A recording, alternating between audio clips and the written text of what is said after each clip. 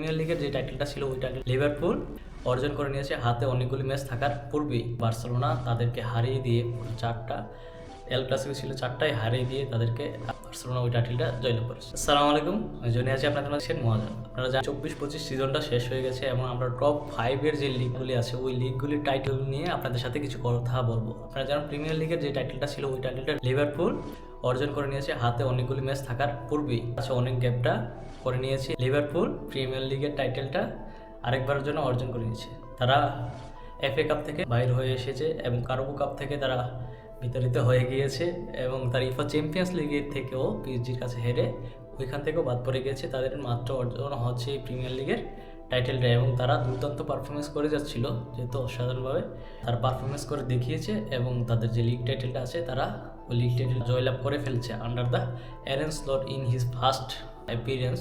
Premier লিগের টাইটেলটা জয়লাভ করে ফেলেছে। Next year we hope so more intense in their game and they will be happy. Secondly সিরিয়ার আর যে টাইটেলটা আছে ওই টাইটেলটা এখনও ডিসাইড হয় নাই, হাতে আরেকটা ম্যাচ আছে এবং ওই ম্যাচটাই ডিসাইড করে দিবে সিরিয়ার আর টাইটেলটাকে জয়লাভ করছে। কেননা নেপোলি এবং ইন্টার মিলানের যে ফাইটটা আছে, মাত্র নেপোলি এবং ইন্টার মিলান 78 পয়েন্ট, নেপোলি নিয়ে 1 নম্বর পজিশন আছে এবং ইন্টার মিলান 77 পয়েন্ট নিয়ে 2 নম্বর পজিশন আছে। তাদের যে ফাইটটা আছে অনেকটা প্রিমিয়ার লিগের যে ফাইটটা আছে ওই ফাইটটার থেকে বেশি আমরা ফাইট দেখতে পাচ্ছি নেপোলিতে। তারা আরেকটা ম্যাচ হাতে আছে এবং ওই ম্যাচটার পরেই আমরা বলতে পারবো যে কে টাইটেলটা অর্জন করে নিচ্ছে। কেননা যদি নেপোলি নেক্সট ম্যাচটা জয়লাভ করে ফেলে আরবির সাথে এবং ইন্টার মিলান যদি কোমোর সাথে ম্যাচটা জয়লাভ করে ফেলে, নেপোলি টাইটেলটা নিয়ে নেবে। যদি নেপোলি ম্যাচটা ড্র করে কিংবা হেরে যায়, ইন্টার মিলান যদি জয়লাভ করে ফেলে, তাহলে ইন্টার মিলানের কাছে একটা সুযোগ আছে। পুরোটা ডিপেন্ড করছে নেপোলির উপর, নেপোলি কীরকম ডিফেন্স করবে, কীরকম পারফরমেন্স করবে against Cagliari, then their title will be দেয়ার।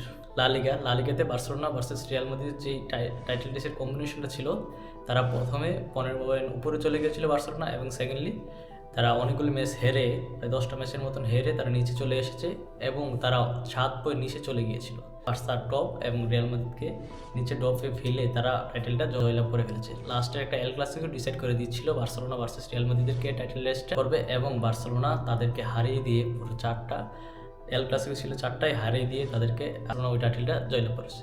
আমরা জানি লা লিগার টাইটেলটা বার্সেলোনা জয়লাভ করে হাতে 2টা ম্যাচ রেখে 7 পয়েন্ট নিয়ে গিয়ে ফোর্থলি আমরা বলতে পারি যে বুন্দেসলিগা বায়ার্ন মিউনিখের এক ডেকেডের মধ্যে তারা 11টাই টাইটেল জয়লাভ করে ফেলেছে। লাস্ট সিজন লেভারকুসেন আর ওন দিস ম্যাচ এবং দিস সিজন লেভারকুসেনের নতুন কোচ হিসেবে জাভি আলোনসো ছিল এবং তার প্রথম বছরেই সে একটা টাইটেল জয়লাভ করে কিনলেই দিস সিজন বায়ার্ন মিউনিখ আবার টাইটেলটা জয়লাভ করে ফেলে। লুইস এনরিক পিএসজির হয়ে লিগ 1-এর ম্যাচটা জয়লাভ করে ফেলেছে এবং সে টাইটেলটা জয়লাভ করে ফেলেছে।